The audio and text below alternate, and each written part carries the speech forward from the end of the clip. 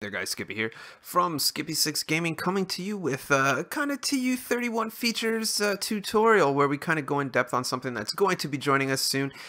The one thing I will say is we are here in my cube PvP world just because originally this was going to be a video about the 5 most useless blocks in Minecraft, and the sponge was for sure going to be up there. So I was like, hey, let's go look at pretty much what I thought the only useful purpose for a sponge would be, a big SpongeBob pixel art. But then I started looking up on the wiki all the different things about a sponge. So what we're going to do today is, this is a perfect example. We are going to take a look at, do a quick tutorial on what exactly the sponge does, since we have Guardians coming and those features for TU31, and after looking at it, there's tons to do. So let's jump into the video where I'm going to give you a good quick tutorial that tells you everything about a sponge.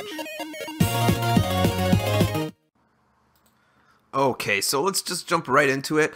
I'm falling. So I was curious. I'm like, all these screenshots have been coming out with Guardians coming and ocean monuments and things like that. I'm like, what exactly does a sponge do? Because basically, as you can see, it is for console right now a creative only item, and it just sits here and it doesn't do nothing but kind of look weird and make SpongeBob pixel arts and whatnot. So after looking into it, I'm super stoked. I really think it's one of the coolest things. So let's go in a quick tutorial and show you exactly what a sponge does and why it's cool. So the first things first is people are going to say, Skippy, where do you get sponges at? Well, on PC version, and until we get it, basically sponges are obtained from ocean monuments. And ocean monuments, basically there are little rooms in ocean monuments that could potentially contain sponges. So these rooms that could potentially spawn in ocean monuments could contain anywhere between 15, this one right here, or 30 sponges, this one right here.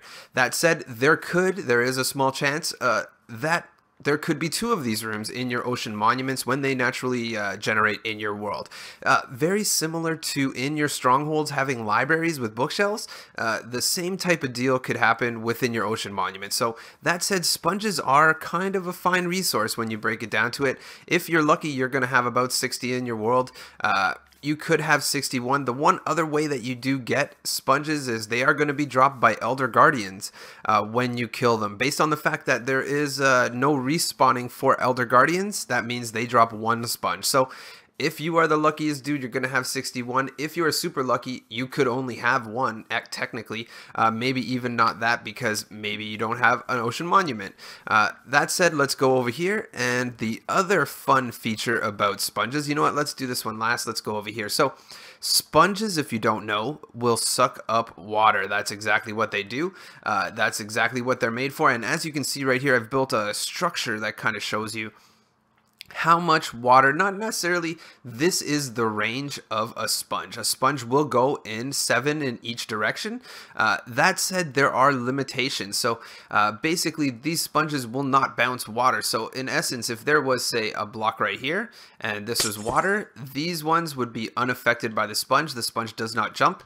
It only goes 7 in each direction. In addition to only going 7 in each direction, the one thing that it really does do is it only picks up 65 blocks of water. Once it picks up 65 blocks of water, you will notice that the texture changes. It becomes darker and it becomes a wet sponge. That said, you can always take a wet sponge, throw it in a furnace, dry it out, and it becomes a dry sponge again, and continue the process along the way.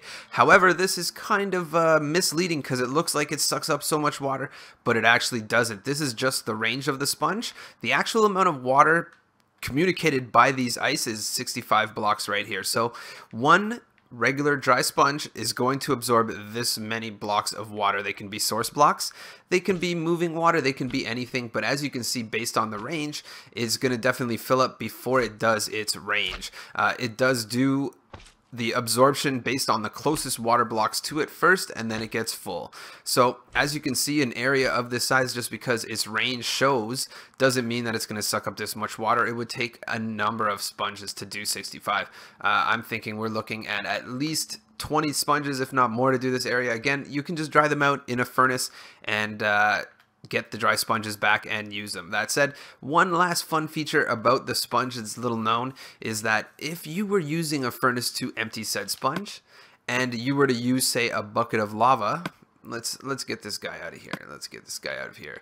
So if you were to use a bucket of lava as, say, the way that you were collecting or way you were drying out your sponges, let's say take this guy here, let's take this guy here, let's grab a bucket of lava and something we can cook in the lava. Let's say some iron ore or gold ore. There we go. So if you were to take a furnace and use a furnace and then use a bucket of lava as the source of power by putting it in here and then say smelting the sponge. So let's say that we're going to use the wet sponge. This gold represents the wet sponge, and you were to put it in.